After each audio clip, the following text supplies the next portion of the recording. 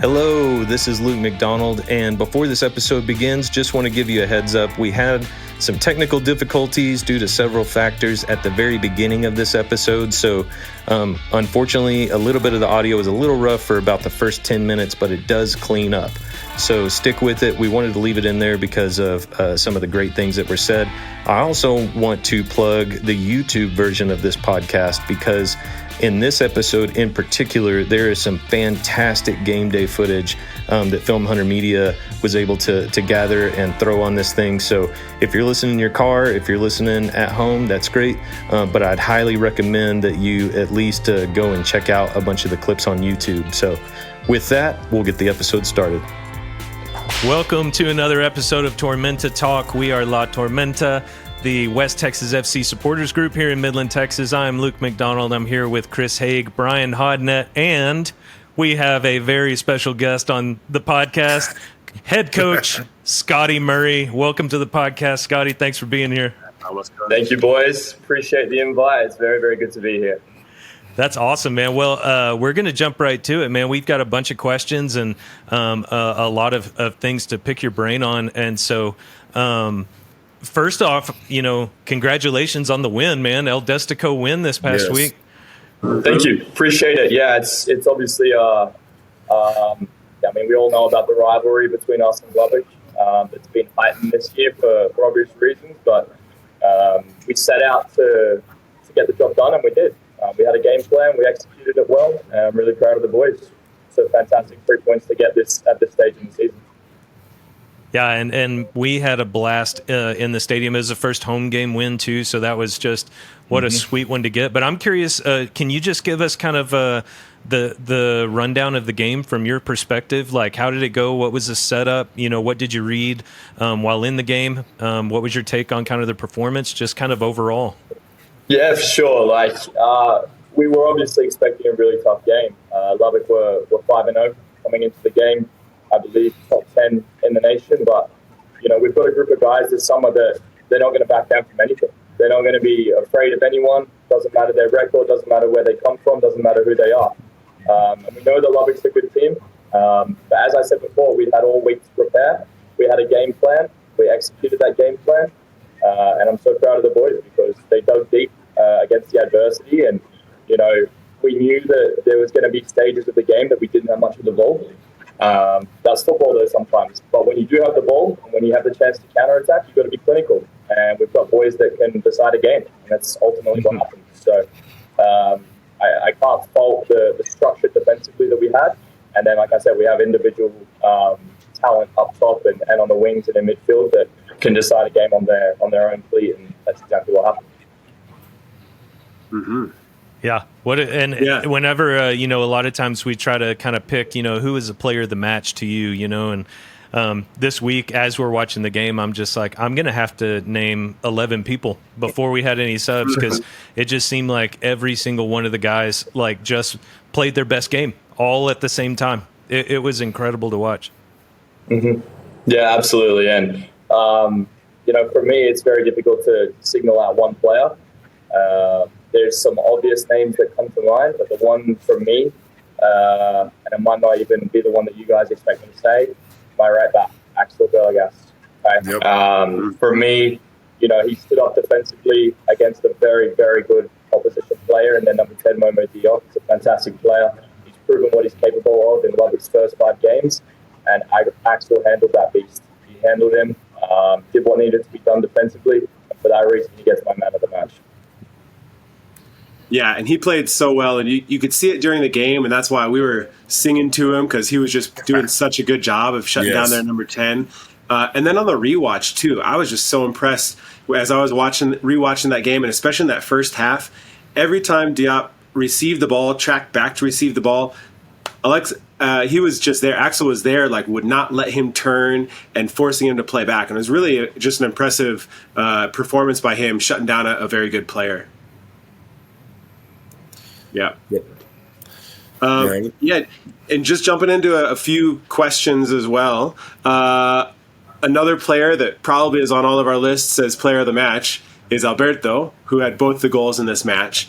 And I just wanted to ask about him kind of generally because, he's having a great season. He's got 5 goals, tied for first in the conference with most goals. So kind of a 2-part question about him. First, just tell us a little bit about him and the skill set that he brings and what he brings to this squad.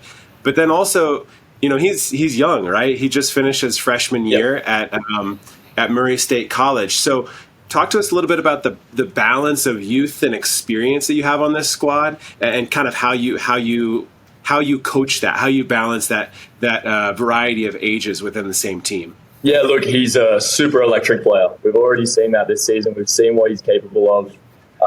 He's one of the most talented players that I've coached, but skill set aside, he's one of the most coachable guys I've ever had the privilege of working with. He's one of those guys that, despite his age, his maturity shows and shines through every session. He's constantly asking questions. He's constantly, trying to pick my brain to improve. He's never settled. Okay, yeah, he's got, I believe, 5 goals, 3 assists already in 5 games, but he's not settled. He wants more. He's hungry. He's driven, and that starts on the training field. And like I said before, he's an electric player. We know what he's capable of, but people don't understand what goes on behind the scenes. So, and I also think that, with the recruitment that we did for this summer, he's able to learn of mature players that are coming in. And we've got guys that are 28, 29 years old, 10 years older than Alberto. So it's a very good learning curve for him to be able to learn from these guys that have played at a high level, from these guys that have played for 10 more years in the professional, semi-professional, and collegiate game. So, it's very easy for a player of this caliber and a player that is this electric to just kind of get comfortable and get set in, I scored 2 goals, now I can relax and take my foot off the gas. That is not Alberto. That is not Alberto at all. He's hungry, he's driven, and he wants more. And that's why I love to coach him. Yeah, that's awesome. Yeah, what a player, man. Yeah, you can tell, man, he's hungry. Every game, like we've mentioned it on the podcast a few times, when it looks like something's like the offense isn't working. So Alberto will grab the ball and say, I'm just going to run through their back line. And he's going to try to make something happen. Well, and that first goal proves that, right? Like that first goal was just being tenacious, right? Like just not giving up on it and just deciding that you're going to do everything humanly possible to try to perform for the team. I mean, and he got the goal out of it. Yeah. I think my favorite moment there was seeing how frustrated Lubbock got at that moment. Like just the keeper, just like, what? Just the back line. Everybody's angry because, you can't stop a man with a willpower like that. He went through and he got what he wanted. So then they had to face him for the rest of the game, and it was like trying to really shut down just an unstoppable force. It was amazing. Yeah. And that tenacity you see in other ways, too, because I love seeing Alberto track back and defend, too. And he's just such a hard-working player, and you don't always see that from talented attacking players coming back and defending in that way. And we talked about this after the match, Scotty, like he even shifted back into a fullback role, right, to finish that match. And so just such a skillful player, but versatile because he's so hardworking. Axel gave me 80 minutes of everything he had, and it got to the point where I had to pull him, and my first instinct was, who am I going to put on Momo Diop for the last 10 minutes of that game when they were needing 1 goal? Alberto was my guy. So that just shows kind of the versatility and the desire of this guy who went out and got 2 goals for us, so I can stick him in the back line and he'll still do a job for us. Yeah, that's awesome. Oh, Scotty, let me ask you something. So we started the season off with a big win in Fort Worth. Then we took a loss against Oklahoma at home. Then the draw in Brownsville. Then a win in Houston. You followed up with another win against Lubbock. Tell me a little bit about how we started that season with a win, hit a little adversity, and it feels like now you're really finding, to me, it seems like you're finding the rhythm. It seems like you're finding that cohesion, that teamwork that everybody's talked about. Can you kind of talk me through like the little bit of a dip and then the rise where it looks like we're going? Because I don't think you're done with your rise yet. I think we got a lot more potential to show. Yeah, no, I mean, the dip was purely Oklahoma, and that was a case of us still figuring out our best 11, still figuring out what's clicking with the system and the style of play and what isn't. And we identified that straight after the game. Sometimes you've got to take a loss as a learning curve to then take 1 step back and take 2 steps forward, And so that Oklahoma game, showed us a lot about where we were going wrong. Conceding 4 goals at home, it's not good enough. And we understand that. We reflected on it. We watched a lot of film as a team. And then we haven't been beaten since. So, we fixed what needed to be fixed. A lot of that is to do with the lineup and the teamwork. And Oklahoma are a great team, but they've also been training for about a month at that point. We've been training for 10 days. So, and I think it showed in that game. And I think the fact that we only lost by one, we showed those signs of resilience in the last 15, 20 minutes, which I'm always a coach that's going to take the positives out of every situation. And to have resilience and to see the boys fight back in that last 15 minutes showed me the hope that we can have this season. And I think we proved it going out to Brownsville and keeping them to a clean sheet, which is the first time in, I think, 2.5, 3 years that they've been kept without scoring on their home field. And then to go and have a dominant performance against Houston, and then, of course, winning El Dustico on Saturday. So things are headed in the right direction. And I think, it showed that, at the beginning of the season, we weren't quite where we needed to be, but we're slowly getting there. And you never want to peak at the beginning of the season. You don't want to peak in game 2. You want to peak in game 8, 9, and then follow through to playoff. And as you said before, we're on that high rise, but I still think we've got a long way to climb before we get to the peak. So, and it really excites me as a coach. Yeah. Yeah, it's an exciting thing to see right now, man. Because y'all are getting hot at the right time. Face your battles, get on. Because we're halfway now.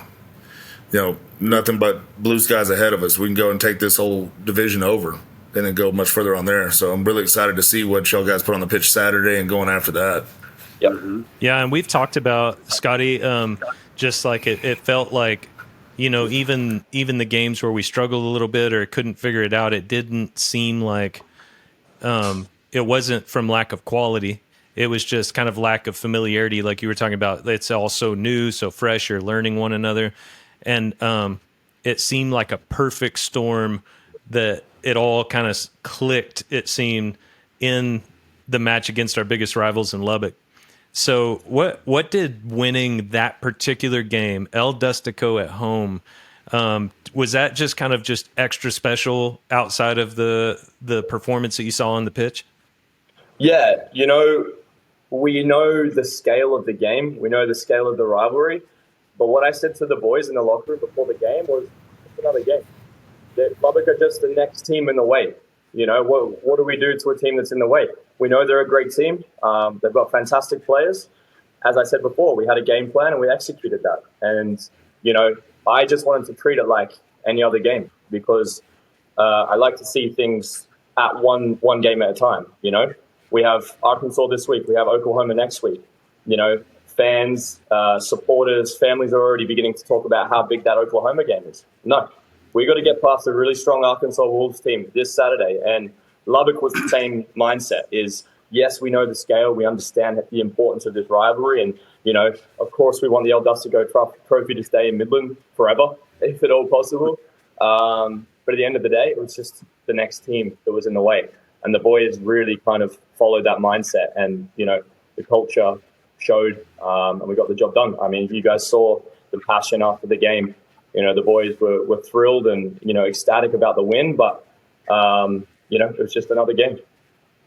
Yeah. And I'd like to point out, too, Scotty, by my count, of all the El Dusticos that have ever been played, over the last 3 seasons, you have been on the winning side of half of them.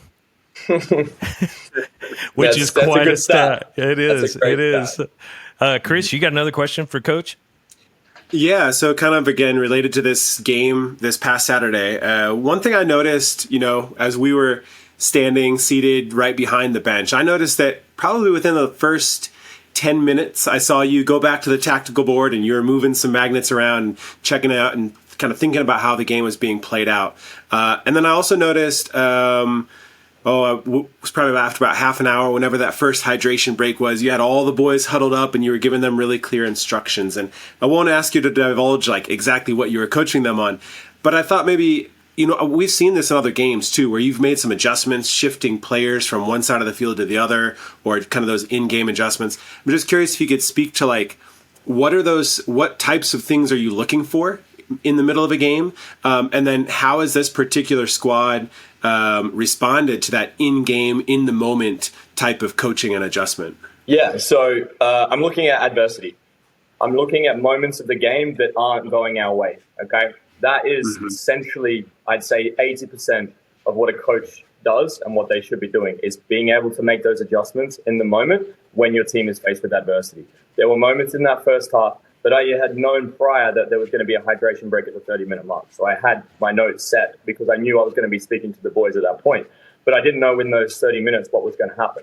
So just making sure that I was aware of where we were struggling, if it was something on the defensive transition, if it was something on set pieces, whatever it was, just ensuring that I'm, in the right frame of mind to continue hyping my boys up. I'm always encouraging them, always being positive, always driving them to be better and to believe in themselves, particularly when things aren't going their way. So, whether it's the 30-minute hydration break, it's the halftime, it's the pre-game, it's the hydration break in the second half, I'm always trying to fix little issues, fix little problems. And sometimes you can't fix all of it. Obviously, we let a goal in, with 15 minutes to go against Lubbock. And, that's right. Football. It happens sometimes. But always just trying to tweak the little things where we're potentially showing signs of vulnerability on the field. It's my job, it's my coaching staff's job to try and fix that, to try and amend it whenever possible. Yeah. Yeah, awesome. Yeah, and it does seem like second halves have been really we've been able to make those adjustments pretty well. I noticed in all the games, it just seems like second half looks markedly different. Whether the first half was good or not, it always goes up a notch, which I think is a real credit to you and the coaching staff and to the boys too, to be able to kind of adjust and make those changes on the fly. Mm-hmm. Yeah. Definitely. And I pride myself on being a second half team, 1,000%. Games are won and lost in the second half. First half, you could be down 4-0. You guys saw against Columbus last year, we're down 3-0 at the half. It's not game over. It's not game over. And so, I'd rather be a second half team to a first. And, credit to the boys. Credit to the boys. Sometimes, particularly when you're faced with that adversity, particularly when you're losing or things aren't going your way, you might not be getting the decisions from the referee. To be able to kind of push that to the side and step up and get that drive and determination to get goals back or to extend your lead, whatever it is. It's a real credit to the boys. I just give them directions. I guide as best I can, but all credit is for the boys for their reaction. Yeah. And thinking about this past game as well, like you said, that those last 15, 20 minutes, obviously Lubbock got that one goal. And late in the game, as subs have been made, sometimes things can shift and momentum can change a little bit. One more player just to point out, man, Keegan had a heck of a game between the sticks. He did so well, and especially late in the game, just fearless coming out and getting the ball, and then had a couple of really great saves to make sure that we maintain the lead. So I thought he did really well also. Yeah, no, he's a superstar. He is. He's a bit bruised and battered today. I bet. It's going to be a few lasting effects the next day or two, but he's a superstar. He's strong. He's good in the air. He commands his box, and he has this kind of calmness about him. The players trust him. The defenders trust him. We have no fear when we have to go back and play to his feet. And he's a big game player. He proved it at college. You guys went through his accolades when we first signed him. He got those accolades for a reason, and he's starting to show it this summer.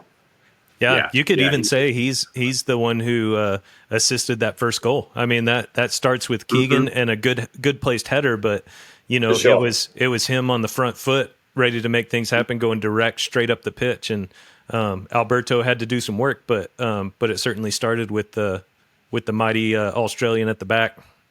Yeah, and it comes down to decision making. As a goalkeeper, you got to know when to play short, and you got to know when to bite the bullet and just go long.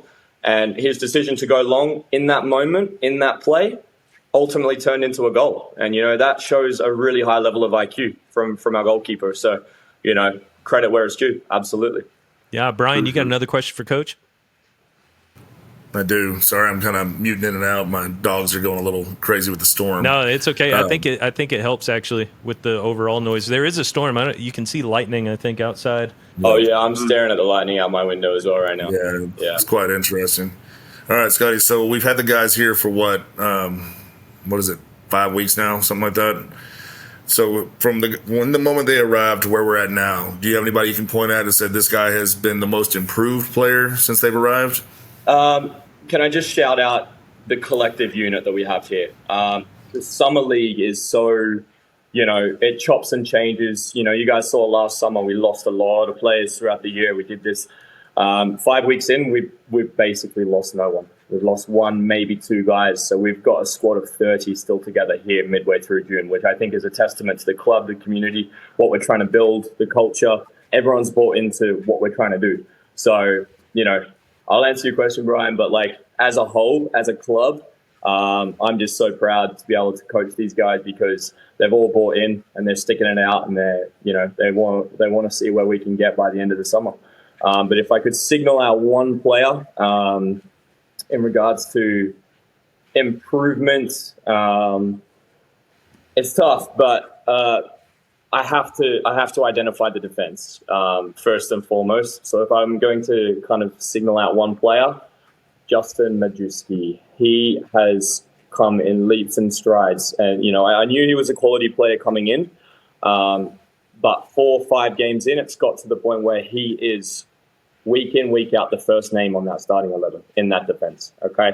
He's the most reliable guy. He's not necessarily the loudest. He's not necessarily the strongest or the tallest for a center back, but he's the most reliable guy. And the entire team just has a lot more ease when he's playing. He gets his head down, works his ass off every day at practice. He's showing up. He's doing everything he needs to improve, to help himself, but also to help the team. And as I said, he's the first name on the team sheet pretty much every week. One of those kind of silent heroes, You see Alberto get the goals and the assists every week. But without Justin solidifying things in that back line, it's not possible. So if I'm going to shout out one guy, it would be Justin. Yeah. Well, we talked about it early on about the defense improving and things like that. And, man, you put – I don't know what you did, what you talked about, what your pep talk was, what your halftime moments were, but the defense has rapidly improved. It's been very nice to watch. I mean, again, having guys play front to back, the back line's getting better, getting stronger, communicating better. It's been a great thing to see. So, I mean, the goals are cool, but stopping them from scoring, it's been almost an art form. Yeah, and that's more important to me, is keeping the goals out. And, that Oklahoma game was a full wake-up to me. So then for us to transition on a 10-hour road trip to Brownsville, go down there and hold them to a clean sheet, and then we went up to Houston, and we held Houston until the last 10 minutes, where I think a bit of fatigue from that trip kind of set in, which is why we leaked the goal late there. And then again, Lubbock, we held them 75, 80 minutes. So, we're going, 3 quarters, even more of a game without conceding against anyone, against Lubbock, against Brownsville, against all these top teams. The defense is holding strong. So it's just about kind of improving, I guess, the mentality to shift to that last 10, 15 minutes to ensure that, I don't want to stop at 75 minutes. I want 90 minutes and I don't want any goals conceded. This Saturday, I want a clean sheet. That's the goal. That's what we're going to, that's what we're working on this week is ensuring that defensive organization, that defensive transition is where it needs to be so that we can hold off a very strong offense or attack. So, yeah, man, well said. And I do think that that's something that was really noticeable, that whole progression. And I'm really glad you gave Justin a shout out there because him and Axel both in the last game, I was absolutely blown away. And part of it is, where we sit, we get one side of the defense for half the game, and then we get to see the other side. And so you really got to see both those guys, like just how hard they had to work and how successful they were doing that. I'm curious, Scotty, do you get a sense of, and this being your second season here at West Texas FC, I'm curious, just do you sense an identity with this club when it comes to the pitch, what's happening during games, when it comes to just how the club does things? Just how would you describe kind of the identity of West Texas FC as a whole? Oh, definitely. I mean, I wouldn't have come back for a second year if I didn't believe in the identity of the club, the culture, the commitment to community that we have. And I'll just shout out Melissa Milan as well. She's the head of all that, and she does such an amazing job. And we all live together in the same apartment community. Us as a staff, we live together. The players live in the same complex. And I hear every single day people saying, "Oh, Melissa's been amazing. She's helped me with this. She's helped me with lifts. She's helped me with food, this and that." And it's the stuff that goes on behind the scenes that help with that identity of a club, But in saying that, it also translates on the field. I think that identity showed against Lubbock when things are against us, when we're against the wall, facing adversity, we're not having much of the ball. The first instinct of our players is to throw themselves in front of a shot or put their body on the line. Look at Keegan, look at Axel, look at what they did. And it's those self-sacrifices on the field which show that the players are bought into the identity and they're bought into playing for this club. They're not playing for individual stats, individual highlights. They're playing for this club, and they're playing to put this club to where it should be each and every year, and that's challenging for a trophy. So that's what I'm really proud of, to be the coach this year, because all the boys seem to have bought into that culture and that mindset, into the identity. Gosh, that's exciting, man. That gets me fired up. And that's such a good, we've worked closely with Melissa and known her, since the first season. And I would completely echo that, the work rate and effort that we see on the pitch from all of these guys, she doesn't make the highlight reel, but she's working just as hard. And so another worthy shout out. How about you, Chris? Yeah, so I have another question that related to identity. So this is good to transition to, because I wanted to ask about some of the nationalities that are represented on the squad. But first, what I forgot to say at the outset of this is, you can see from my background, I like to collect scarves. And Scotty, you'll appreciate that I have a Socceroos scarf. Yeah. Incredible! I'm sure you saw the result today. We officially qualified for the 2026 World Cup. Congrats on qualification, which is fantastic. So well done to the Socceroos, which is awesome. And then, like we're saying with the identity of this team, this year, as players were announced, and we were putting together this spreadsheet with who all the players are. As I saw more and more nationalities represented, it's so cool, right? And I think now there's well over 15 countries on this 30-man roster, so it's just really impressive. And I'm just curious, from your perspective, what does that do for the team identity and cohesion, and how does that squad come together? And for this particular team, how have they gelled as you have these players from all these different backgrounds coming together? Yeah, that's a really good question. And it took some time. As we saw in the Oklahoma game, it wasn't quite there, the cohesion. My recruitment was done in a very certain way. And I think I spoke to you guys about this earlier. But, I recruited so that every single player that's coming in here, regardless of their nationality, regardless of their college or their experience, they know at least one other player. So there is not a single player that came in this summer to West Texas FC that was coming in solo and coming in blind. So I think that helps. So, for example, it's very difficult sometimes when you've got a language barrier. So we've got obviously a couple of Japanese guys. Shuto and Kanata have both played a lot this season for us already. And to have them together off the field as well, it's just unifying to see the guys from the same culture, the same nationality, to have each other to lean on. And I'll help as best I can. And the rest of the boys are fantastic. Everyone's accepting. But the fact that we've got 2 Japanese, 3 Brazilians, 2 or 3 Aussies, 2 or 3 from the UK, 2 or 3 from Europe, 5 or 6 from South America, and it's really important to me that they're not just gelling in those groups. And so I make a note of it every day at training. I try and kind of mix everyone together. I include a cognitive exercise at the beginning of every single session, which gets the boys laughing, joking, having fun with one another, not just in their cliques, not just in their language groups, And I think that's an important thing. And they can have their friendship groups off the field. That's normal. That's natural. But when we come together on the field, language doesn't matter. Football is universal, and there are some of the guys on the team this summer that genuinely don't speak very much English at all. But they understand what I'm trying to get through to them. And if they have questions, they'll ask. And if they don't know the answer to it, they'll make sure they find out, which as a coach, it makes me really happy, really proud, because these guys are so coachable because they're such a high level. But, I love having, I think by last count, we got 16 nationalities, 29 players, 16 nationalities. And I think it's brilliant. As a coach, it's a privilege to work with different guys from different backgrounds and more importantly, different play styles.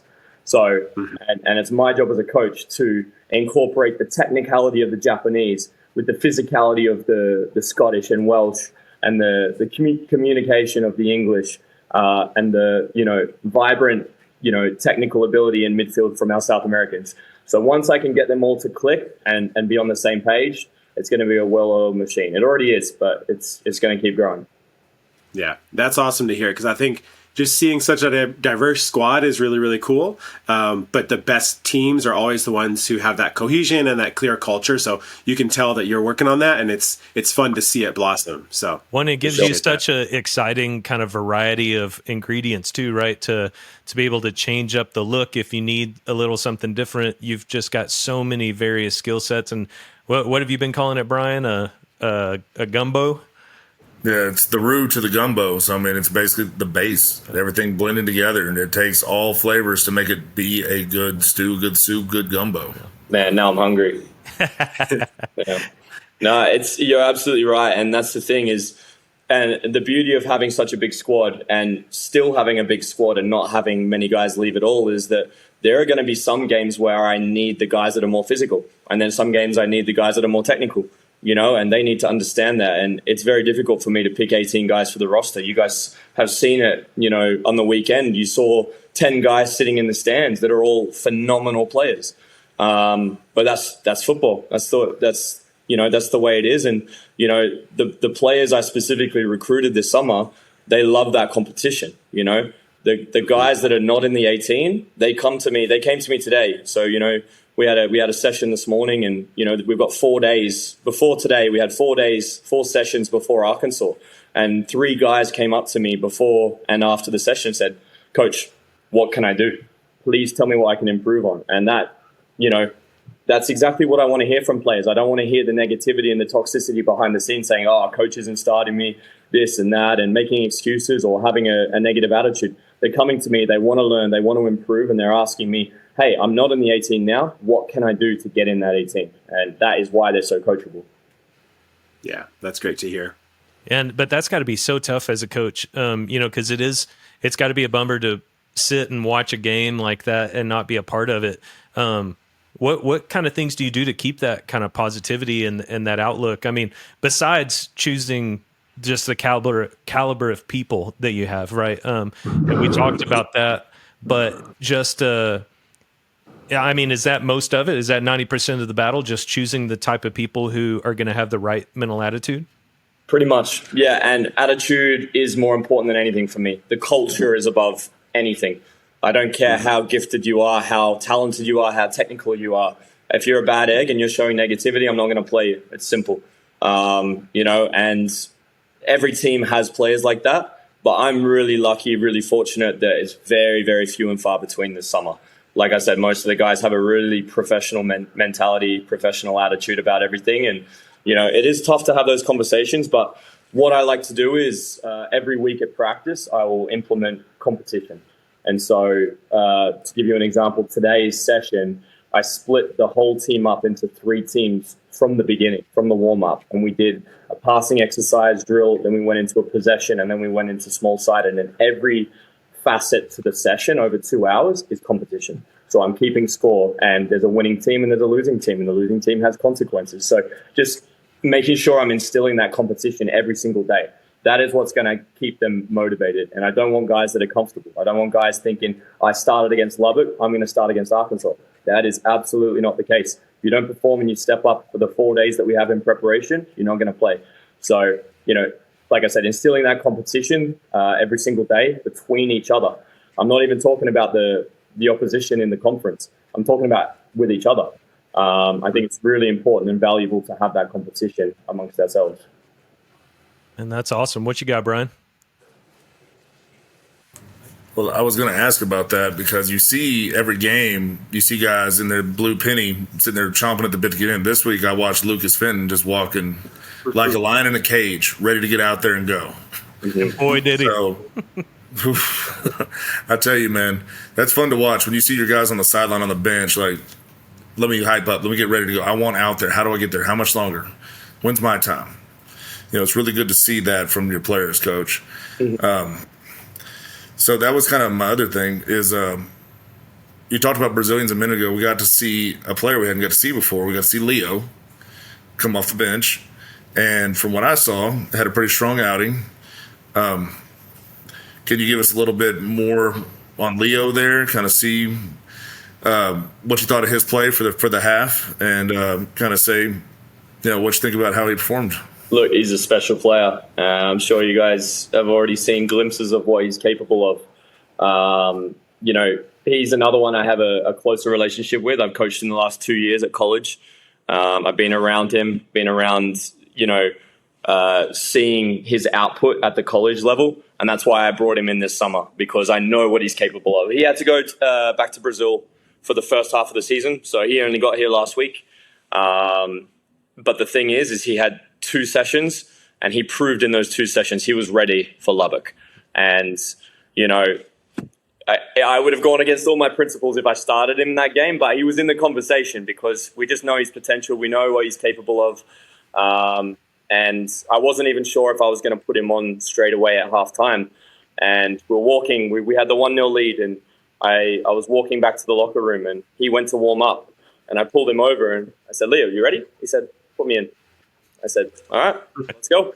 That was all I needed to hear. I just needed that validation. I didn't know if I was going to follow through with it, but he looked me in the eye, and I knew he was ready. And 7 minutes into the second half, he had a crazy assist. So he showed a glimpse of what he's capable of. The rest of the game, he had to, hold his own with defensive responsibilities.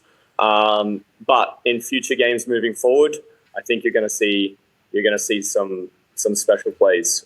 He's very, very similar player to Alberto. He's good off the dribble. He's quick. He's deceptively quick. And he just gets himself in the right place at the right time. And he's got a monster mentality. And I know that from the 2 years of coaching him at Faulkner. So really excited for him to continue improving, continue to show what he's capable of. And I'm glad that you guys were able to get a glimpse of it in that second half on Saturday. And it was a good glimpse. I mean, what I saw was really great play. Now, following that up with, you're going from playing Lubbock, who's now second in the division, to going to play Arkansas, who's kind of an interesting team. I mean, wins, losses, stuff kind of scattered around on the board. And I know you don't take anybody lightly, but how do you transition from this team right here, the rivalry, everything else?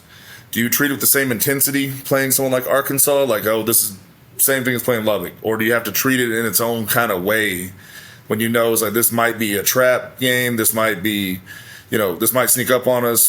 How do you, do you switch gears there at all, or do you just keep the foot on the gas, all gas, no brakes? All gas, no brakes, 100%, okay? And that's where a lot of teams fall into a trap. I've been asked this by fans already. Oh, is Arkansas a game where you can give some other guys a chance? No, that's not the right mindset. That's not the right mentality. I'm going to put the best 11 that I have accessible to me against Arkansas, because I'm going to tell them the same thing that I told them against Lubbock. They're the next team in the way. Okay, Lubbock was in the way Saturday. Arkansas is in the way this coming Saturday. What do we do to teams that are in our way? We push them aside and we move on to the next one. So absolutely all gas, no brakes for Arkansas. But that being said, they are a tricky team. They've picked up a couple of really good results. Beating Brownsville is huge scope for anyone.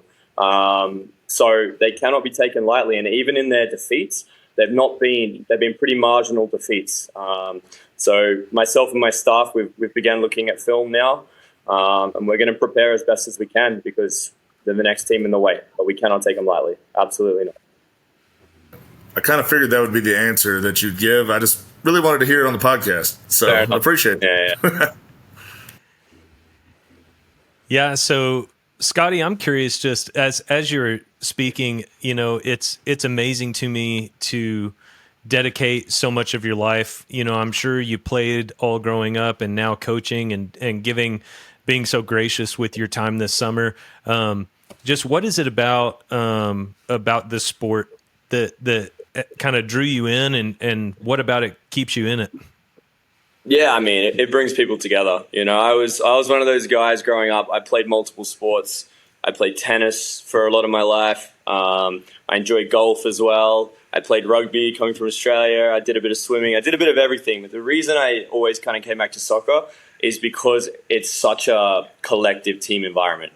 I'm very much a guy that I loved my tennis. I loved my golf. But at the end of the day, they're individual sports. And the beauty of football is that, one, it brings people together, and two, being able to kind of climb this ladder. Transitioning from a player to coach was difficult. It's always tough to hang up the boots. But now being in this role and knowing that I can, positively impact these young men is the most fulfilling job that I could ever be in. And I'm forever grateful for it. And, I've made it a career now. It is my full-time job, not just over the summer. And, I wouldn't have it any other way because, and I said it in my game model, I said it to the boys here, and I'm going to stand by it until I'm no longer in this career, is that I'm more focused on developing the man than the player. It's all good to achieve results on the field. It's all good to win trophies, to win championships, to coach all these unbelievably talented players. But if I'm not helping them off the field, helping them mature, at the end of the day, most of these boys are college age. It's such a crucial time in their lives for developing, not just on the field, but off the field. And so, being able to positively impact those guys, it's the most rewarding thing for me as a coach, as a mentor. And, I got a taste of it last summer as an assistant, but now stepping into the head coach role, it's been, an amazing opportunity for me to, balance the player management side of things while also helping these guys achieve what we know we're capable of achieving on the field. So, no, I love what I do. I wake up every day and it's not a job. It's not a burden for me. And I think, isn't that the dream? Isn't that what we all want to do, and what we all want to aspire to do, is to wake up in the morning and not roll out of bed thinking, I have to go to work, I have to do this and that. And it's never like that for me. No 2 days are the same. Every day I create a training session that's going to help the guys improve. I try and do things off the field, team bonding, and I'm always learning myself. I'm always, actively, watching videos and trying to learn and develop myself as much as I possibly can, because I have made a career out of it, and, I wouldn't have it any other way. Mm-hmm. Well, man, that does it for me. That was beautiful. And I'm really appreciative. The role looks good on you, and I can't be more proud of the squad that you put together. I can't be more proud of the coaching staff, you included, to be representing my community and giving us such a team that, they'd be my team regardless because of where it's at. But if I could, distill all of the values and the way that a team plays and say, I want this to represent me, I think your team does it, and I'm really proud of it. And I think you've given us all something to hold up, and it's easy to have a lot of pride in this team, and we don't have to make excuses. We just get to indulge in it. And so I just want to say thanks for that. Do you guys have any other questions? No other questions from me, but I was just going to say, Scotty, as you were describing that and just talking about coaching and your interest in it and path to this role, I've coached myself at a different level, at the high school level and junior high level, and I know everything that goes into it, right? There's a lot that you have to be thinking about and that sort of thing. So I love hearing you talk about the game and talk about your just approach to it and building a team and what that takes. And like Luke said, this has been a really, really fun team so far to be rooting for. Just awesome guys, and you've been a great coach in creating this fun, hardworking team and an easy team to root for. So can't wait to see what's in store for the rest of the season. Awesome. I still have a question.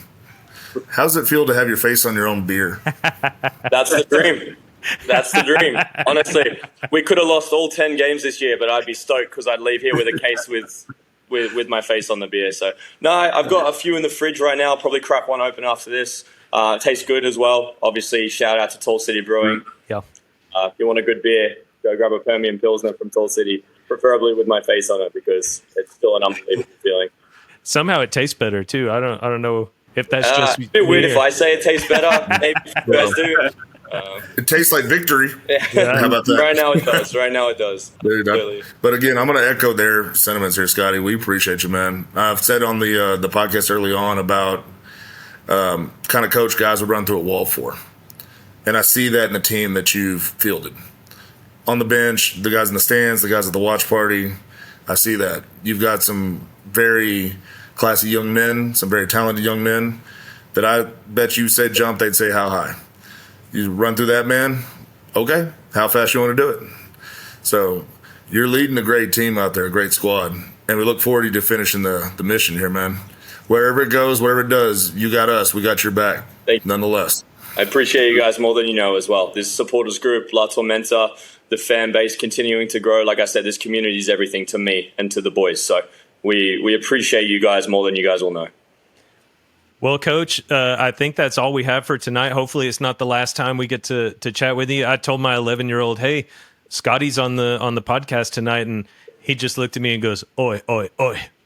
Love that. I love that. Yeah, I mean, let's hope we can get on another one before the season's end then. That's right. Next game, as you mentioned, is this Saturday against Arkansas. It's another home game. And, as far as the regular season, there's just a few of those left. So want to encourage everybody listening or watching to make it out to that game. And after the Lubbock game, I didn't think I could get more excited, but I'm more excited just to see this team continue developing because, like you talked about, I don't think we've seen the ceiling, not anywhere close to it. But what I saw last weekend was very exciting.